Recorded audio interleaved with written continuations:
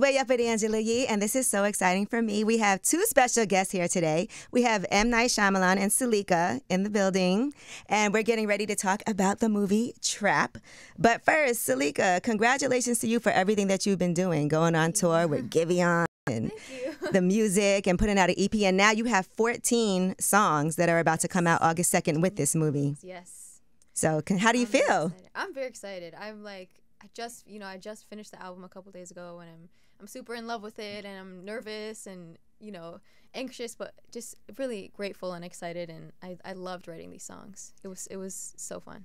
All right, and I know you must be proud as a dad to see what your daughter has accomplished. Yeah, absolutely. I mean, our house is kind of a little different in that way. It's kind of, you know, it's always grown up in the arts. That's the culture in there and the conversations about the arts. So it isn't really about any kind of destination or accomplishment in and of itself, but that relationship to the particular art form. If you're a painter or a musician or a poet or whatever it is, that if you choose that it's your integrity to the art form is the thing that hopefully they've been inculcated with since they've been four, rather than validation from being seen or money or fame or any of those things which are that's nothing to do with it. Right. I mean, listen, to be honest, seeing how you've come up and the things that you've done, just the path that you've been on to get to where you are, because both of your parents were doctors, right? Yeah, correct, yeah. So this is a completely different path. Yes. You know, from that, for you to have done that. So that actually allowed for your children to decide what they want to do and be creative. Because I know it's hard when your parents have like a path and an idea for you that they want you to proceed on. Yeah, I mean, you know, they came, if you imagine, you know, they're first generation immigrants that came, and they were the first of their families to leave India and come here, and they were both the first doctors in the family, and they came here and they went to a country, you know, in the 60s where it was just a different world back then, and they were the first of everything. My mom was the first female doctor in the area, blah, blah, blah, all of those things. And that's huge. Yeah, so there was a lot of, you know, the courage that they had, and then the work ethic that was involved with being doctors, of course, but there was a belief system in something prescribed for you and following that. And so I took two of those three things, which was the risk taking and the work ethic, and then applied it to the arts. And of course, when your son says, "Hey, I want to go into filmmaking," two immigrant Indians that's seen as you understand it as folly. Right. It's not. That's not real. You're gonna become the Indian filmmaker. That you were the one, really? And so it sounds ridiculous, right? And so all I could do was say, hey, I have a feeling about the relationship to the art that feels special, and I don't know how to do it yet, but I want to pursue that. So this is, you know, when I'm 17 or 16, and I got very lucky, and I got to do that. But conveying that now to this generation of the work ethic and the importance of the relationship to the art is the primary thing, because that will, whatever comes from that, if it's done honestly, is the correct thing. So whether you have a little bit that comes from it or a lot that comes from it, it's the correct thing. Don't take the a lot if it's going to compromise your relationship, your own integrity. You'll hate yourself for it. And both of you actually went to school. Because sometimes people go off and like, okay, I want to do this, but you both actually went to school to hone your craft. You know, you went to, Saleka, you went to Brown? Yeah, I went to Brown. That's where my brother went. Really? Yeah, I went to Wesleyan, so that's not that far. Yeah. So. It's the best. Yeah. Actually, I went to Wesleyan because I was taking screenwriting and doing all of those things. Oh, whoa, yeah. look at that. Yeah, which was really interesting. And here I am doing radio now, so you never know where you'll end up. They have a good film program, Wesleyan. They do. Yeah. And so I did photography, I did screenwriting, writing, I took Shakespeare, all of that. Wow. Yeah. So cool. I think, though, writing helps you with anything in life. I always tell people, no matter what you want to do, because think about it like as a songwriter, you know, as a filmmaker, as a writer, as a director, as a producer, all of those things are really important. Even being able to write an email, you know, to ask for some money for something, like when you're trying to get something funded, that's an important skill. But I feel like with AI, maybe now, no one has to know how to write anymore. You know, but let's talk about the movie Trap, because this sounds like an exciting one for all age groups. You know, horror movies also my favorite genre. And so I know you guys grew up in a household where you would watch horror movies together. What was your favorite horror movie coming up? I mean, Silence of the Lambs when I was a little older. When I was younger, I loved Poltergeist. Okay, me too. That was like my childhood favorite movie. And then this movie called Audrey Rose, which is, now that I look back on it, is like so traumatizing and scary and terrible. But I love that movie. I don't know. I think for me, The Exorcist, I couldn't sleep. Yeah. When I saw that movie, I had to leave the light on. And I was the only person in my house that liked to watch horror movies. And I would literally like watch it, but I would cover my eyes and my ears when things were happening that were too scary for me. And then, so sometimes it felt like I never saw the movie at all because I missed all the like, you know, what happened at those points. But some of them you look back and you're like, I can't believe I was scared during this. You know? Well, Exorcist for me is my favorite. Is it really? Yeah, okay. definitely. I read the book too. Yeah, me too. And the book is so graphic also. There's certain things in there. And I know you like to also adapt you know, books into film also. Yeah, right? sometimes, yeah. Sometimes. Yeah. But that is difficult too because then it's also like, how does this story work as a movie, and it's somebody else's, you know, ideas that you have to. I'm sure all of those things are very precious to a person. It is, you know. Sometimes they just, you know, something speaks to you at that time. You know, there was a graphic novel that these guys gave me for Father's Day, which became old, and then this other movie, which became Knock at the Cabin, came to us to produce, and it just spoke to me, the idea of what, you know, love is, and you know that form of it now, and so it just where you are, just let it speak to me. But I have to say, you know, my true love in life is just coming up with an idea and following it in this color that I haven't heard before, like trap. You know, it's a combination of many things, but you haven't felt this before, and I haven't felt it, and that draws me, you know, it interests me. Every time I see M. Night Shyamalan on a movie, I watch it. So I did see Old, and I did also see Knock at the Cabin, because as soon as I see that, I was like, okay, I'm into it. And what I did like about Knock at the Cabin, first, and I want to ask some questions about that before we get into Trap. Sure. But what I did enjoy about that was the couple there, it wasn't based around, like, people just exist. Yes. You know, and so sometimes a film can get categorized as like, oh, this is it, but it just existed. Like, people were able to just be like, you know, this is the couple. Yes. You know, that we have in the movie. It wasn't focused on, oh, is this a LGBTQ? You know, it's just, this is just life. Yeah. And it's just happening. And that's not, it was about love. And it was also made me think, like, when you write a movie like that, do you have conversations at home like, what if we were in that situation? Oh, definitely. Oh, yeah. We definitely. Who's gotta go? That was the first, when I was thinking about it, that was the first dinner table thing. Like, who's going? Oh, man. What a difficult conversation to have at home. Who would sacrifice themselves? Well, that was what's so great, is because it feels like, you know, in a conversation, especially with a family of only girls, it's like, well, the guy's going. You know? What a blessing, only girls, I have to say. Yes, you know? Absolutely. But yeah, so I wanted to ask about that. And then also Old. I feel like I said, I saw that. As soon as I see M. Night Shyamalan, I'm going to watch the movie. And I feel like a lot of people's fear is to get old. And we were talking about that here before you came in. But then he was like, yeah, but in one day to get that old is like the biggest fear, you know, in life, period. But getting older is a blessing, aside from, you know, the way that happened. I think people are so scared of that. Yeah, I mean, you're seeing kind of, you know, the things in my life, you know, reflected in what I'm writing or interested in doing. And so, you know, let's say, you know, every movie is kind of the fear of losing the nuclear family. That's just the primary thing that's underneath all these movies. And then there's some kind of supernatural or unusual circumstances surrounding the family, and the potential threat to the family. But as you see each thing moving, you're seeing the girls and in the movies, or the kids in the movies, are all the same ages as my kids. So like, you know, like Abigail Breslin in Signs was 5 when Saleka was 5. So they went trick-or-treating together, and, you know, so they're all, and so Abigail wore princess dresses all the time through the movie because Saleka wore princess dresses all the time. Oh, that's amazing. So like you're seeing all those things, and even in a kind of twisted way, like, you know, Split. Oh, they were the same ages as the girls getting abducted, were the same ages as the girls, you know, at that time. Because you have all daughters, and then to do a movie like Split where he's abducting all these girls is... He writes his fears. I write my fears, yeah.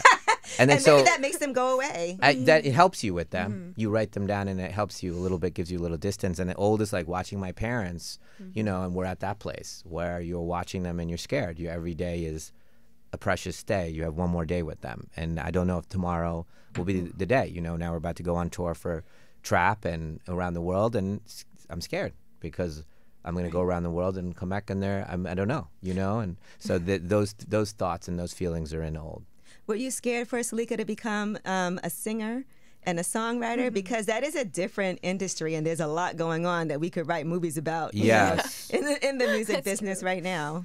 Yeah, I want to hear your thoughts on that part of the journey for you. But I have felt in my field that I want to walk the way I want the industry to walk. So I have to be it myself. So and in the music industry, having now been on the side of it with Saleka for all these years and watching it, and now a bunch of my friends are musicians, and seeing how they're handling it, there's the same kind of pitfalls of it, and you have to have some kind of integrity underneath it, a structure that makes you not go insane. Right. Otherwise you get into the machinery of it, and it becomes you lose yourself in the worst way. And it's a beautiful art form, the music of it all. But when she started, it was in classical piano. So that's when, from 4 years old, and she was going to go to, at least we thought, into a musial conservatory. We had a plan. Yeah. To go to Juilliard, or go to I'm forgetting in Philly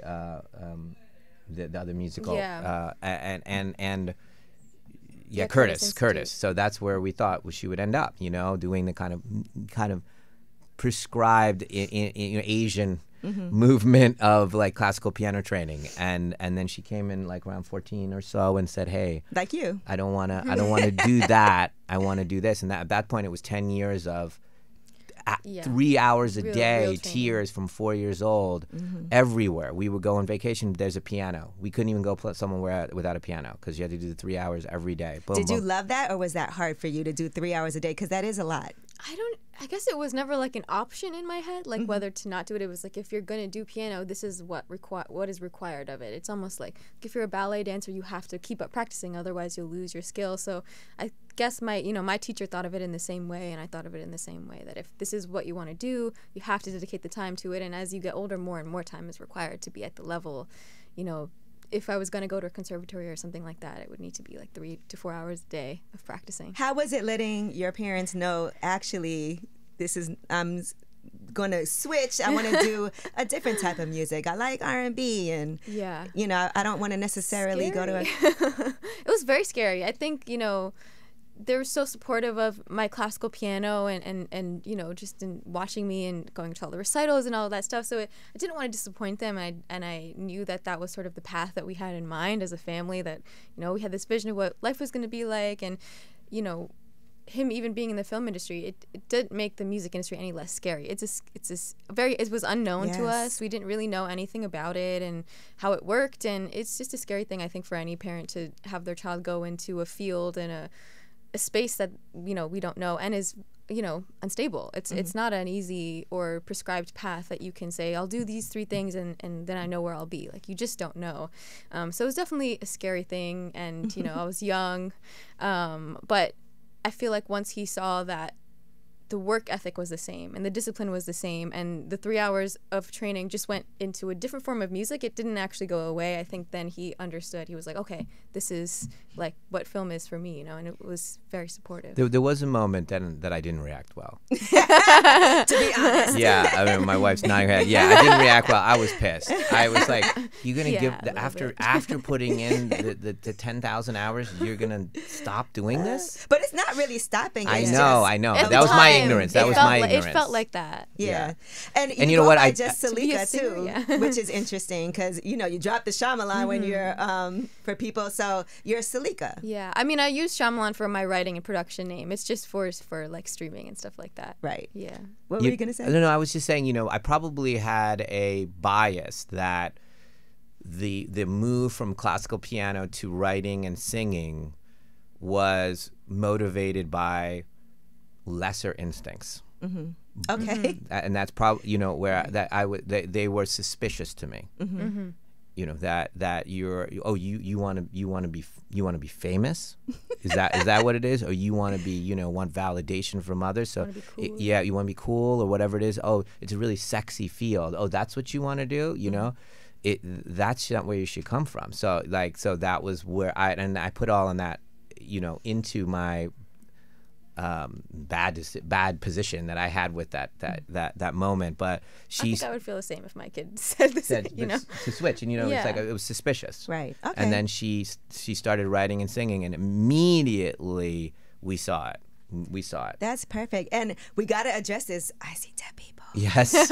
Kendrick Lamar. That must have been, did you know ahead of time, or was that a surprise when that song came out? Was there did you know what a fan he was? We do kind of lightly know each other, and I did know. I didn't, he's very gracious with me, and I love him, and again, speaking of integrity, So and she knows that. So when she says, "Hey, this person," my kids won't even recommend music.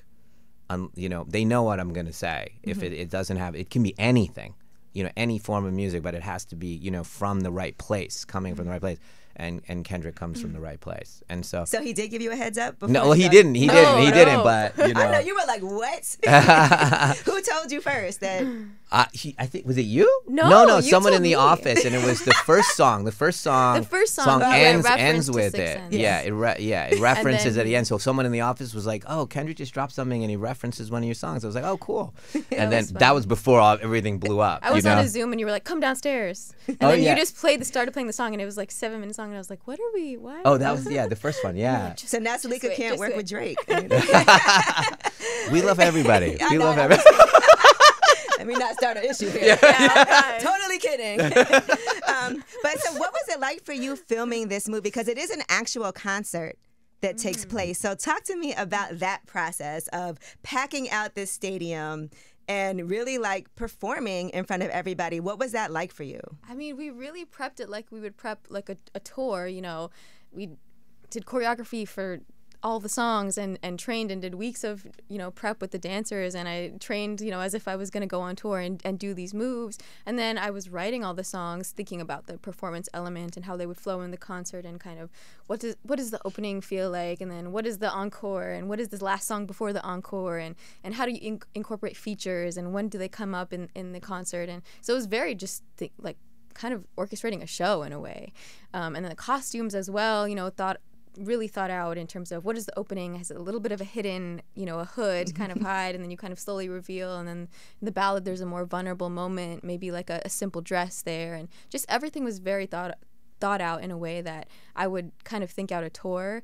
And we did that together with the production design and every song specifically, like what do we want the background to feel like here. And there's so much thematic elements that are put into it, and it's not anything that necessarily you might notice, but I think you'll feel it when you watch the movie, that the concert feels real because it was real. Ooh, and Release and Save Me, those are the 2 songs that have been put out so far. And it sounds so good when you see the trailer too. Like putting the music with the trailer and feeling like the tone of that. So when you wrote the soundtrack, right, was it you wrote that first, and then like how does that work in alignment with what's happening as far as the script? I wrote to the script. He wrote the script first. And then I wrote all the songs. Some of them kind of overlapped with while we were already in pre-production and shooting. But it was all, once the script was written, it had to be, very specific to the scenes. And the way he writes is very, everything is detailed and thought out, and the image is there. There's kind of not really like questions there. Everything is storyboarded, everything is thought out, and so the scenes, I knew exactly how many songs and what scenes they were over and what's happening during those scenes, and so kind of orchestrating and producing the songs to fit what those were. How is it working together? And I know your sister, your younger sister also directs, and I saw that movie too, by the way. I told you I watch all of them, The Watchers. I watched that as well, Watchers. But how is it for you guys like working together? Is it, because sometimes working with family can be difficult, and but then, this is the best teacher there is. Yeah, it was great. Yeah. And I've loved it. I loved it. For me, like, I'm an introverted person, so a lot of these things, putting myself out there is a very anxious thing for me. And I felt like, having my dad there as a protective a person that I felt safe with on set, which I think a lot of people don't have that opportunity. They don't feel safe on set, and I got to feel that. So that was just a beautiful thing. And then also I had the best mentor in the world. You know, he has such integrity. Everything that he does has the highest standards and the most integrity. And so getting to be in a place like that, I know he's not going to he's not going to compromise his vision for anything. So I knew, as long as I can execute what he's telling me and try to, reach the character, that I can kind of let go, because I can let him, you know, take all the burden. I mean, what I asked her to do is so incredibly hard to do. You know, honestly, less than two hands, I think, on the planet could have done what if two hands. You know, I said I came up with an idea. You need to write 14 songs. You need to write them, produce them, perform them. Then you have to act in the movie. All of it, and we're do a concert. So you're gonna prep a full concert, all within this same time period. That's boot camp. Yeah, it was. It was like an art boot camp. Who could do that? You know and that's why it Prince. was. Yes, and so when you think of like and I do think they're I love Billy and Phineas and what they do, and my mind goes to that, where people that can come and write and go, hey, just get inspired by what I'm saying. Now write 14 of those. Now prep them. Now shoot those. Now be in the movie. It's in the extreme. Like she would be, rehearsing or shooting, and then come back to her hotel room and record a song in the hotel in the closet. Like pattern and write it, and then it's like it's that demanding, that fast, that we have to deliver all this. Yeah. So she just came from the right place and didn't buckle. I mean, it would have been appropriate to buckle under that pressure. And I think even Josh Hartnett, who's the lead of the movie, when the concert finished, when we finished the movie, the concert, he was like, "Whoa, that was insane what Saleka Man, did." And I saw you leaving some Easter egg clues on the movie on your Instagram. So I'm excited. I'm going to be right there. I cannot wait to see it. Everybody's like, did you get a screener? I'm like, not for this one. They're not giving a screener out to people to be able to watch. And you talked about feeling safe with your father. And I do want to ask you, a lot of your movies are intense, right? Yeah. And there's child actors like in The Sixth Sense, Even Knock in at the this one, Cabin. Yeah. So what is it like for on set now? Because you also want to make sure, because I always think about these kids acting in movies. I'm like, is this traumatizing? Like to play these roles after what happens to make sure that they're like mentally okay? Well, again, you come from loving the character. So me and that individual, whether it's a child or an adult, we're creating and protecting this third thing, this third person. So when I'm talking to the kid, I'm saying she or he doesn't feel that way. What does she feel at this moment? What? No, she's too smart for that, right? Why would you? When you did that thing, you're making her feel ignorant about that situation. Hold that. Don't let go of that. And there's always and. So the feelings are complex. And I said, don't try to control it. Don't try to come out with some kind of thing. And so when I talk to children, always I'm talking from the character. I'll say she, and I'll use the character's name. So they know it's Riley in this case. Riley feels this. Riley. So when Ari, the actress, who's a little girl, she's 13 years old, was tired or whatever, I go, Riley's not feeling that. That's Ari, right? So what is that Riley feeling? And then we both she comes alive thinking about Riley and protecting Riley, All right, that's good. I'm glad to hear that, because I always am like, these kids are amazing. Just to see kid. I mean, when I tell you, kids are so empathetic too, which is why it feels so pure. What is the first concert you guys have been to together? Whoa, what was the first one? Because this is all the premise big one of in my mind is Beyonce when I was 10. That's a good one. Thanks, Dad. I don't know if that's like core memory for me. I don't know if that was the first like show I ever saw. I can't remember. I mean, we saw a lot of classical, classical music. My teacher's performances. It might have been. It might have been her. But I think that was maybe like the first concert. That's a high bar, right? Yeah, we went. The highest. We just started at the top. It was like, wait till you're 10, and then we're gonna take you to the greatest concert ever you're gonna have. We went. I think we went backstage to meet her, right? Yeah. What? Yeah. And we also that was when I was 14. That was later. This is when it really comes in handy to have your dad. Come on, let's go say hi to Beyonce. I think I was like actually shaking. Yes, they were. I was like. She just was so beautiful and tall. Well, I'm excited to see this, because from the trailer, I can see that it's visually going to be beautiful, but it's also something I feel like that is relatable and will maybe make us all scared to go to a concert again after this, because the whole premise of it. But I know there's going to be a twist. So that's what I'm excited to see, because I saw people were like, oh, he gave away everything, and I can't remember. You can't. I know. It's been so long since. I don't remember what happened, so I can't. But I appreciate y'all so much for coming through, and I do want to say that right now it feels like we're living in a movie. And Incredible. I always feel like real life is like It's so scarier crazy. than any movie could be. Oh yeah. Yeah, I keep saying our culture has become high school. We just more and more, you know, I used to think just being famous is like being in high school forever, but then now everything is turning into high school. It's like the outrageous things that the kids that did outrageous things and got talked about in high school, that's now. Yeah, except it's like adults doing it. Thing. Do you get inspired by seeing, even though like there's some crazy things happening, you know, we're coming off of like an assassination attempt on the president and all these, you know, madness things. Does that ever make you feel like, this is a movie right here? Like, how can we turn this into... Yeah, it does. It does, you know, affect the thoughts. You know, sometimes, you know, like Knock at the Cabin, there's questions of, are we going in the right direction or not, right? That's what the basis of that thing. Are we worth saving? You know, that's what Knock at the Cabin is about. So it does.